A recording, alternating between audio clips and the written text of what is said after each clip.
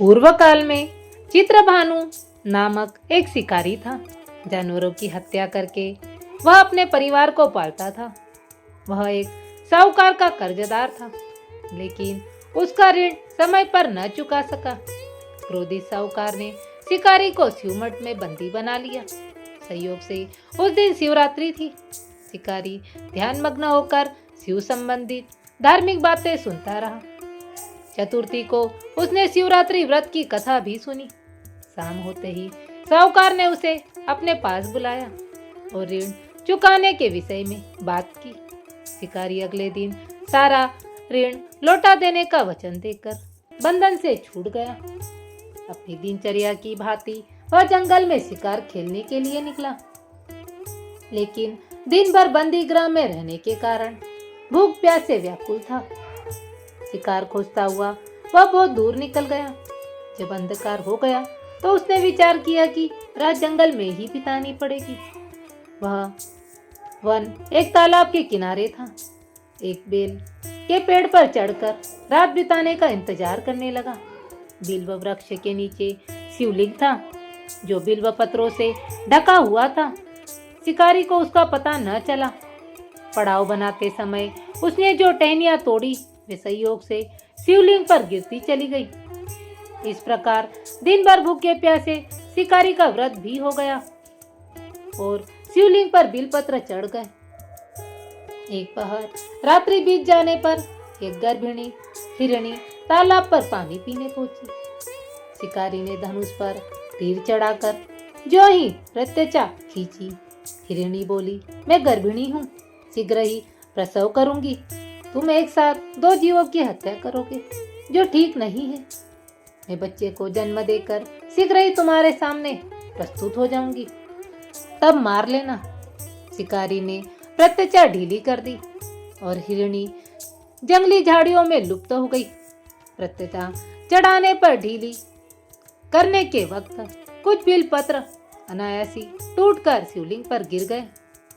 इस प्रकार उससे अनजाने में ही प्रथम पहर का पूजन भी संपन्न हो गया।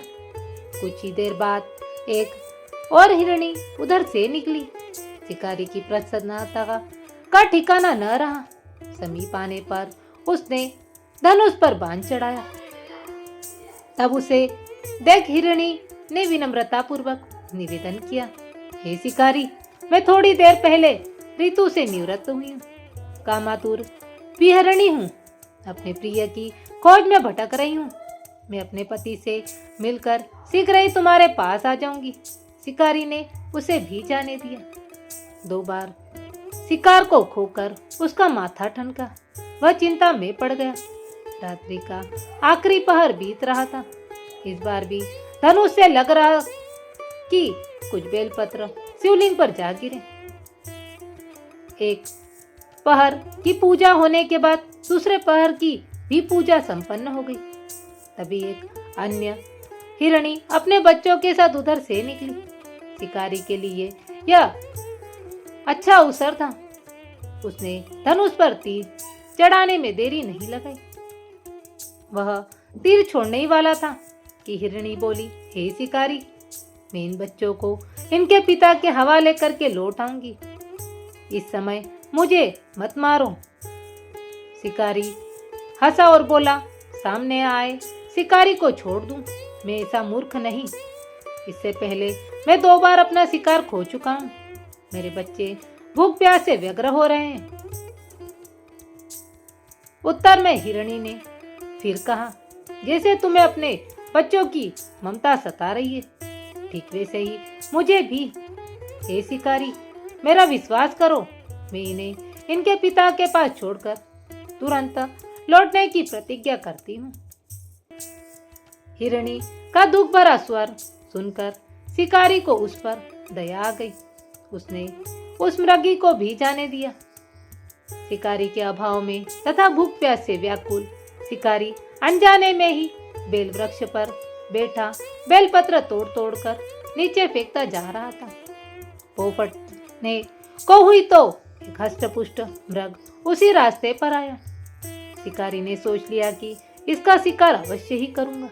शिकारी की तनी प्रत्यचा देखकर मृग विनीत स्वर में बोला, हे शिकारी, यदि तुमने मुझसे पूर्व आने वाली 3 मृगियों तथा छोटे छोटे बच्चों को मार डाला है तो मुझे भी मारने में विलंब न करो, ताकि मुझे उनके वियोग में एक क्षण भी दुख न सहना पड़े। मैं उन हिरणियों का पति हूँ। यदि तुमने उन्हें जीवन दान दिया है तो मुझे भी कुछ क्षण का जीवन देने की कृपा करो।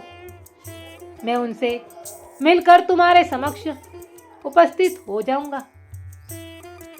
मृग की बात सुनते ही शिकारी के सामने पूरी रात का घटनाचक्र घूम गया।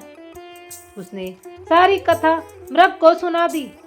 तब मृग ने कहा, मेरी 3 पत्नियां हैं, जिस प्रकार प्रतिज्ञाबद्ध होकर गई है, मेरी मृत्यु से अपने धर्म का पालन नहीं कर पाएगी।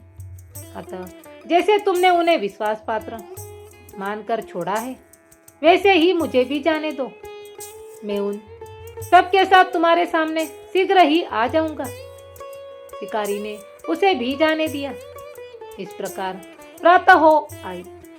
उपवास, रात्रि जागरण तथा शिवलिंग पर बेलपत्र चढ़ने से अनजाने में ही शिवरात्रि की पूजा पूर्ण हो गई। पर अनजाने में ही की हुई पूजन का परिणाम उसे तत्काल मिला।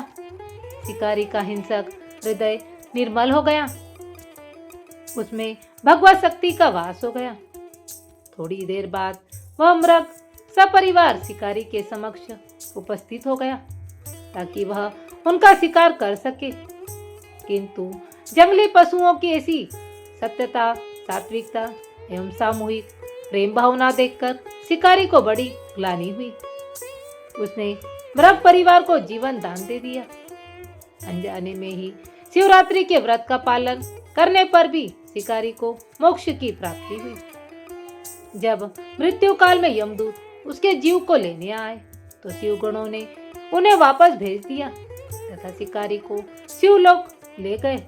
शिव जी की कृपा से ही अपने इस जन्म में राजा चित्रभानु अपने पिछले जन्म को याद रख पाए तथा महाशिवरात्रि के महत्व को जानकर उसका अगले जन्म में भी पालन कर पाए।